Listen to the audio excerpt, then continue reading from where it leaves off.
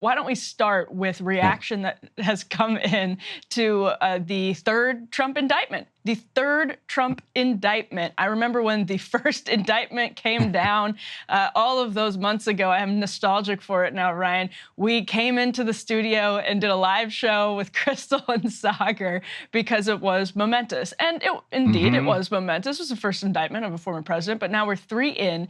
Arguably the most serious. We'll get into that in just a moment. Let's put up on the screen Donald Trump's prediction. It wasn't hard for him to predict. He had gotten that target letter. He's obviously been getting some communications back and forth with the special counsel, Jack Smith's office. He called it. He said he was assuming an indictment from, quote, deranged Jack Smith and his highly partisan gang of thugs pertaining to my, quote, peacefully and patriotically speech. That's not a great use of adverbs there. Will be coming out any day now. Very classic Trump. He said, march peacefully and patriotically, or some version of that. So now he's trying to brand the speech that this speech was his peacefully and patriotically speech. I can speak Trumpese at this point. I think that's what he's going for. Well, thank you for the translation. I actually agree. I think that looks now like a branding attempt. Other presidential candidates have weighed in. We'll get to that in just a moment. Let's play a clip, actually, from Special Counsel Jack Smith himself, who also indicted Donald Trump the second time around. A lot of people remember the documents case, which is also continuing to pend in the court system. Jack Smith this time is, as Crystal and Sagar discussed on the channel yesterday, coming out with an indictment related to January 6th. Here's what he had to say last night. Today, an indictment was unsealed, charging Donald J. Trump with conspiring to defraud the United States, conspiring to disenfranchise voters, and conspiring and attempting to obstruct an official proceeding.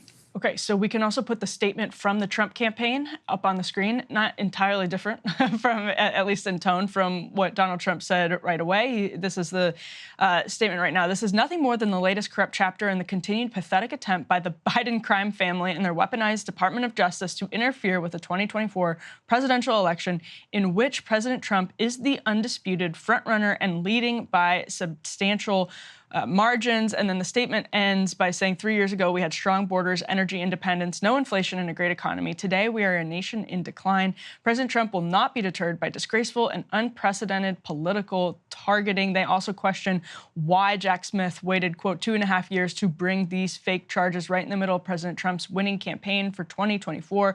Why was it announced the day after the big crooked Joe Biden scandal broke out from the halls of Congress? The answer is election interference. The lawlessness of these persecutions of President Trump and his supporters is reminiscent of Nazi Germany in the 1930s, the former Soviet Union, and other authoritarian dictatorial regimes. All right, let's put Ron DeSantis's reaction up on the screen. He said, as president, I will end the weaponization of government, replace the FBI director, and ensure a single standard of justice for all Americans. He said, well, I've seen reports. I've not read the indictment. I do, though, believe we need to enact reforms so that Americans have the right to remove cases from Washington, D.C. to their home districts. Goes on to say, no more excuses. I will end the weaponization of the federal government. We have reaction from Mike Pence as well. He says, today's indictment serves as an important reminder. Anyone who puts himself over the Constitution should never be president of the United States. That's a very different reaction to Ron DeSantis, as you just saw there. Pence also says, I'll have more to say about the government's case after reviewing the indictment. The former president is entitled to the presumption of innocence, but with his indictment, his candidacy means more talk of January 6th and more distractions. Tim Scott had a reaction as well that a lot of people passed around. He basically said we have two tiers of justice in this country. Maybe people didn't expect that from Tim Scott, given where some folks assume he falls on the kind of Republican candidate spectrum. But Ryan, what do you make of all of those reactions? And give us your early reaction to the indictment itself as well. Yeah, so Trump's reference to Nazi Germany is an interesting one, because if I were going to refer to Germany, I would say that, well, actually, they should have left Adolf Hitler in prison for the beer hall putsch. Rather, because this is the arrangement that we kind of have in societies, that if you come for the king and you miss, like, you're done. And so Adolf Hitler launched this beer hall putsch. It flopped, fell apart. He went to prison. They let him back out, and then his Nazi party eventually kind of retakes power. The deal is, if you illegally come for power and you fall short of it, then you don't get the kind of grace of mercy from the public or from the power structure that you tried to take over. And so this is why I was kind of annoyed with the Alvin Bragg. If you remember, I was annoyed with Alvin Bragg one, and the documents case. Okay, he looks pretty guilty. Like, he is on tape saying he did all these things, but it's just, it's documents. Like, this is not that big a deal. It feels like they took a lot of the punch out of this indictment. This is the thing that really matters. Like, this, according to the indictment, is an attempt to basically overthrow the government. But I did find it interesting that they didn't include the highest charges. They didn't include, say, insurrection or another type of charge that would then disqualify him from running for president. So, in other words, he's going to win this nomination, and he'll be on the ballot, even if he's convicted of everything from here, through November. If imagining that they can get these cases to trial fast enough, because they didn't charge him with high enough offenses, to disqualify him. So, in some ways, there'll be accountability, but not the type that's going to kind of keep you, from running for office again. Finally, the DC jury point that a lot of people have been making, I think, actually is a legitimate one. Yeah. If I were Jack Smith, I'd be like, look, tell you what, I'm so confident in my case. You pick the district. Go ahead. You're like, and you can do unprecedented things because this is an unprecedented trial of a former president, and not just a former president, but a leading presidential candidate in the next race. Go ahead, pick a district. What do you want? Alabama, Mississippi? Pick it, and we'll make our case, and we'll still convict you. I don't imagine that he's going to do anything like that, but I think to develop public confidence in it requires something like that. What did you think of the indictment as you read through it last night? I thought the conspiracy to defraud, I have it in front of me right now, and I'm going to read. This is the, so Smith says, the defendant also pursued unlawful means of discounting legitimate votes and subverting the election results. In so doing, the defendant perpetrated 3 criminal conspiracies. And he's referencing U.S. Code here when he says, a conspiracy to defraud the United States by using dishonesty, fraud, and deceit to impair, obstruct, and defeat the lawful federal government function by which the results of the presidential election are collected, counted, and certified by the federal government in violation of, and then he cites the statute. That, the language itself there, I mean, maybe there's an argument people could make that that's really broad language that can be used by a weaponized federal government, which I think it's at this point, I think it is absolutely incontrovertible that the Department of Justice is being weaponized against the former president of the United States. Does that make every hit a bad one? No, there's a lot to work with when it comes to Donald Trump, but maybe someone can make the argument that that language is overly broad in the statute itself. But given where that language is, I think that's very serious for Donald Trump. The others, I think, are more of a stretch, personally. But that first one, that one is pretty brutal, and it also allows people like Mike Pence, who I don't think poses a serious electoral threat to Donald Trump whatsoever, but it does allow people to air this one very damaging argument and serious argument that Donald Trump was exploiting his own voters, his own fans, his own supporters. And that is, especially as people have taken a look at his campaign finances and how much of the money that was raised that's gone to, especially when people look back at when he was raising money for different candidates in the last cycle, 2022, and say a lot of that money didn't go to, Blake Masters or whatever else because it was being used for legal defenses. He has good reason to defend himself from some of these cases. The Alvin Bragg one is a good example. We're waiting on a case to be brought by the Fulton County DA, Fani Willis, possibly this week. There are barricades up around Atlanta where they're expecting a decision and an announcement in the grand jury there. So some of this is like ticky-tacky lawfare. That particular charge stands out to me as one that could genuinely be damaging. And, the more that it's discussed, the more that conversation about that sort of top-down exploitation of Donald Trump, of people who supported him, gave him money, people, working-class people, middle-class people who don't have a lot of money to give, and whoops, I just hit the desk, gave it to him. That is, I think, a pretty difficult. That's a pretty difficult charge. And the January 6th charge, I thought, is an interesting one, too, because you've already had people, and this goes to two tiers of justice. There's actually one tier in this sense. You've already had a lot of people who have been convicted of the charge of disrupting the January 6th proceedings. And those people, did relatively very little compared to what President Trump did. What they did is they marched with a whole bunch of other people. Most of them did not break into the Capitol. It was already broken into, and they walked in. And they hung out in the Capitol for a while, and then when Trump told them to leave, they left, and they were convicted by a jury of, well, if they went to trial, most of them pleaded guilty, of disrupting this January 6th certification. So it seems to me like you could arguably then make it stick on the person whose idea the whole thing was, that okay, we're going to gin up all of these fake electors, we're going to get a big crowd here. And the crowd and the fake electors are going to pressure Mike Pence to do something that all of these other lawyers are saying he just simply does not have the right to do. And he's going to, he's sending out tweets pressuring Pence. He is really hinging his entire defense on the fact that he told the crowd to be peaceful and to be patriotic. And maybe that is enough to get him off. We don't know. But we also know that he, for how long?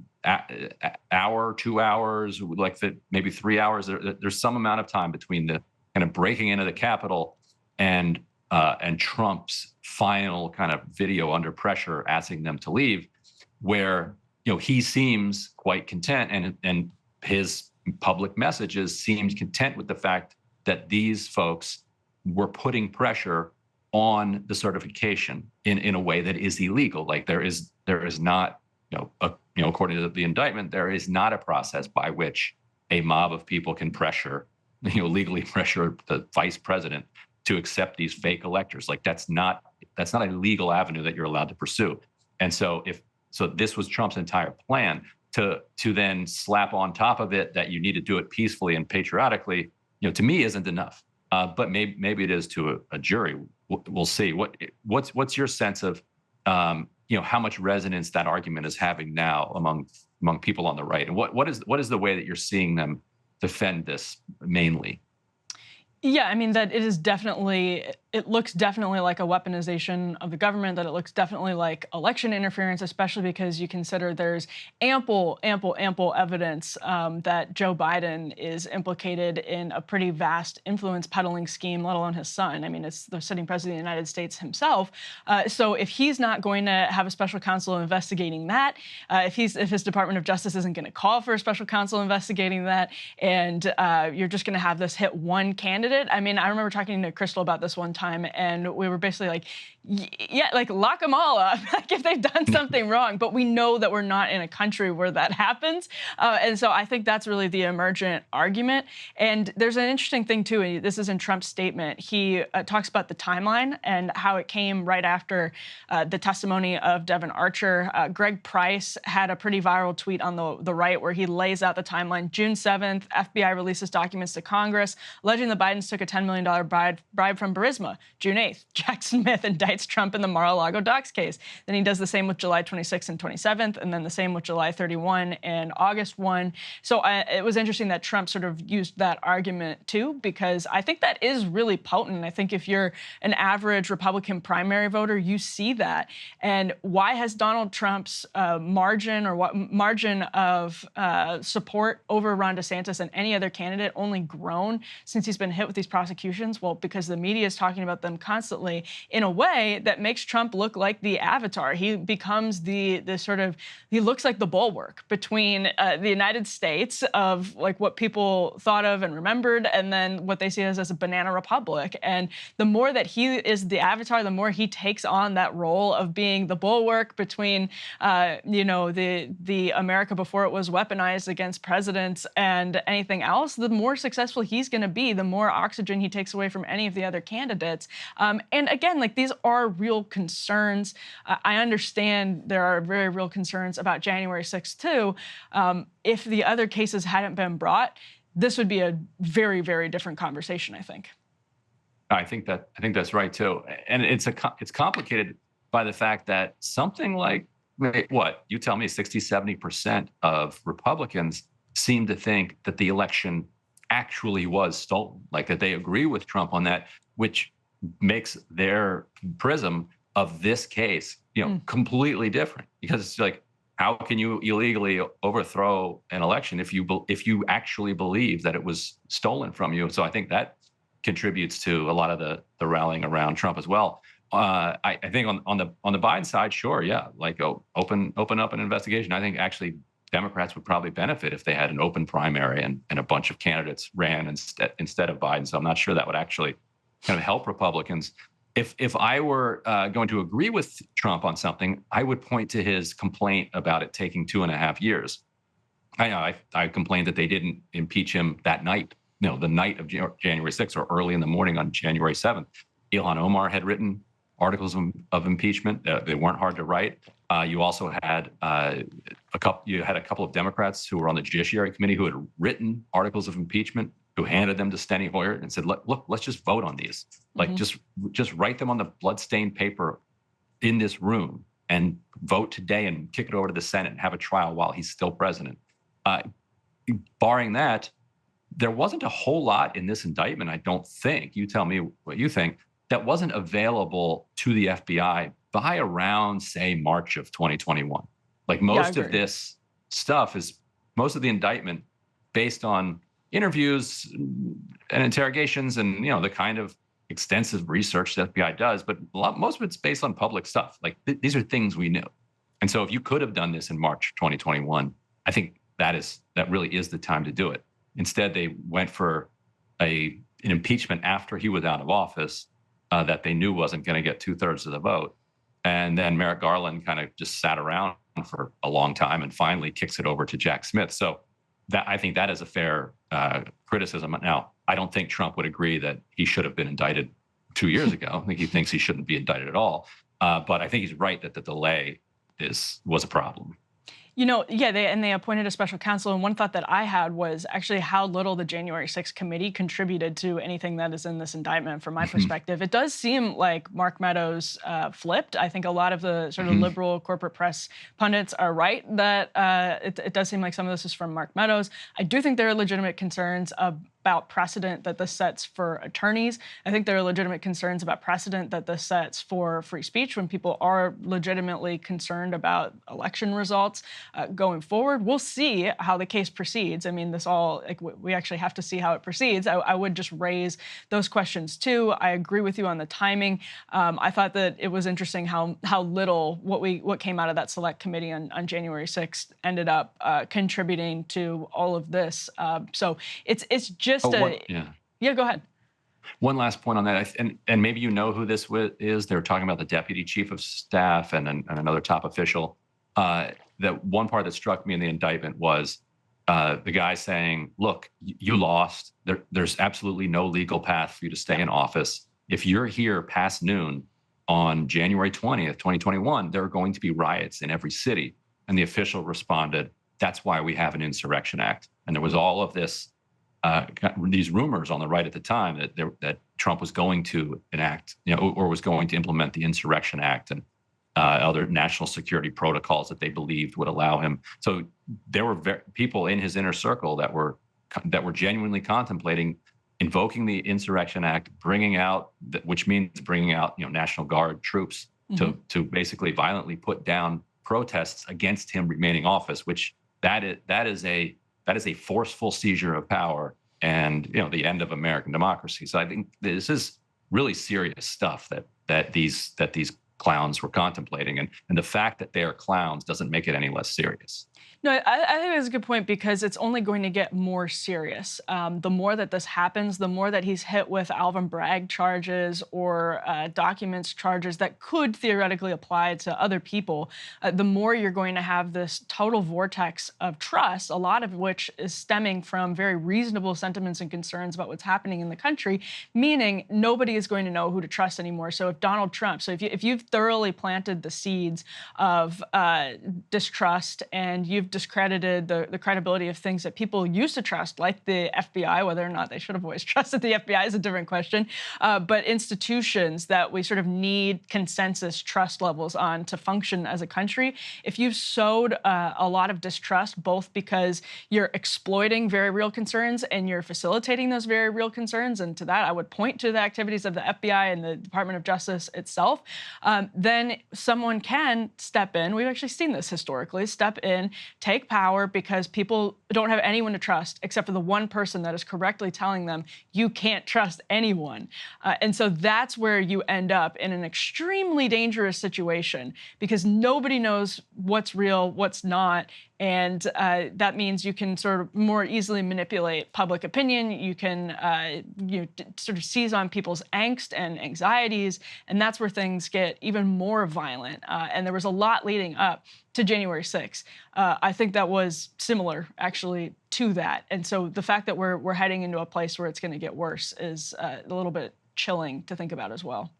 Yeah, and ironically, if Donald Trump had just conceded that he had lost, he'd probably be up by 5 to 10 points on Biden right now. If he had just done something that apparently he's incapable of doing and gracefully exited. Instead, here he is, tangling in a Republican primary, and also head-to-head tied with Joe Biden. Hey, if you liked that video, don't forget to hit the like button and subscribe to Breaking Points. If you want to see the rest of Counterpoints, go to breakingpoints.com to become a premium member and get the full uncut show every morning in your inbox and on Spotify. Help us build independent news and get the full show every morning at breakingpoints.com.